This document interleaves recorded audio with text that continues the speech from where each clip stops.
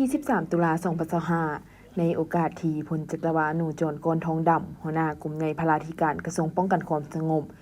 หัวหน้าคณะรับผิดชอบ4นำรวมของกระทรวงป้องกันความสงบในการเข้าร่วมงานมหกรรมกีฬาแห่งชาติครั้งที่12ที่นครหลวงเวียงจันทน์เป็นเจ้าภาพได้ลงเคลื่อนไหวติดตามการฝึกซ้อมของทัพนักกีฬามวยป้องกันความสงบอยู่ศูนย์ฝึกซ้อมนักกีฬาแห่งชาติจุดสีเกิดท่านได้กล่าวให้กำลังใจและเยี่ยมยามถามข่าวนักกีฬาอย่างอบอุ่น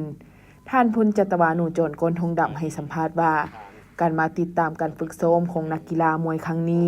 ก็เพื่อเป็นการเบิ่งแย้งชีวิตการเป็นอยู่ของนักกีฬามวยป้องกันความสงบภายหลังเข้าสู่ศูนย์ฝึกซ้อมและเป็นการสร้างขวัญกำลังใจให้นักกีฬามวยป้องกันความสงบเพื่อเกี่ยมพร้อมเข้าร่วมแข่งขันงานมหกรรมกีฬาครั้งนี้